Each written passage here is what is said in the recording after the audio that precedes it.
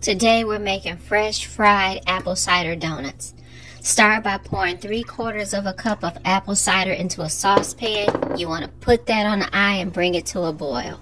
You're going to let it boil until it reduces down to about half of what you originally had about 1/4 of a cup. And to that you're going to add 3 tablespoons of softened butter and let it sit in the hot apple cider to melt. Set it to the side. We'll come back to that later. In another bowl, you're going to add 2½ cups of plain flour, 2 teaspoons of baking powder, 1 teaspoon of baking soda, and also 1 teaspoon of regular salt.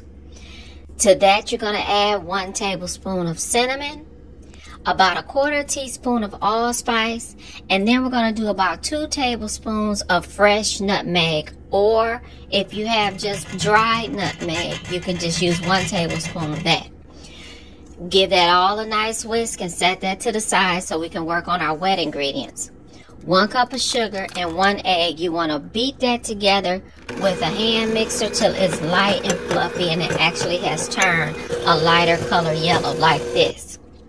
Add to that 1 tablespoon of vanilla extract. And to that, we're going to add 1/2 cup of buttermilk. And now, once you get all that whisked together, you're going to add your apple cider butter mixture to that and give that a whisk. Now add all of that to your dry ingredients and using a spatula or a spoon, give it a good mix. This dough will be sticky. It'll look like this, but you need to let it rest in the refrigerator for about 30 minutes. After 30 minutes, get 1/2 cup of flour and put it down on whatever surface you're going to be working on. Add your dough, and we're going to knead this dough for about a good minute. You want to knead it until it's nice and smooth and pliable and no longer sticky, so that it's easier to roll out. It is very sticky, so keep adding flour when needed. And like I said, just give it a few turns and knead it with the palm of your hand, and you'll notice quickly that the texture of the dough will begin to get nice and pliable so that you can work with it. So get your rolling pin out at this point, and we want to roll the dough out to about a 1/2 inch. Seems to be the sweet spot, because anything thicker than that, the dough may not cook all the way through, and anything thinner than that, the dough will be hard.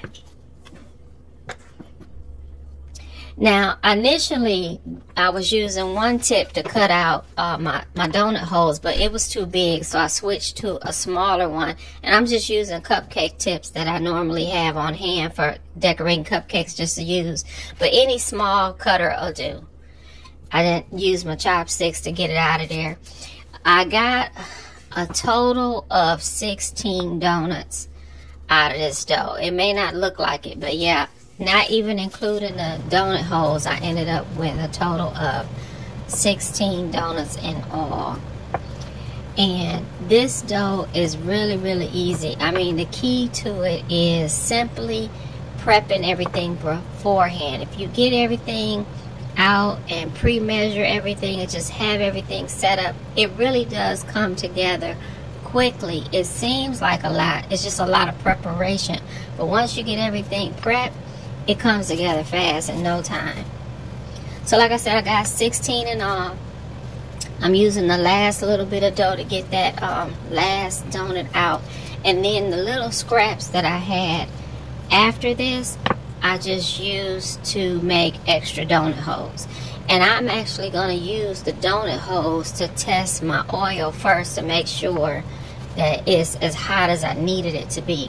So I actually have the oil on the eye while I'm doing this on medium, and then after I get them all cut out, I crank it up to high. And then using a thermometer, I wanted to see could I fry them at 325, but that didn't really work. I tried the donut holes at 325, ended up having to crank the heat up and get the oil to 350 before I put the donuts in, so that I could ensure that they had a nice even golden color and that they fried at a good speed and didn't absorb too much oil. And this is what they should look like. They get about a minute or two on each side, depending on how golden you want them. But when you initially put them in the oil, they'll sink to the bottom, but then after like a few seconds, they'll start floating up to the top, and they brown relatively easy. And this is the final product. You can put glaze on them, or you can dip them in cinnamon sugar. I chose to do the traditional cinnamon sugar. And this is them all packaged up and ready to go.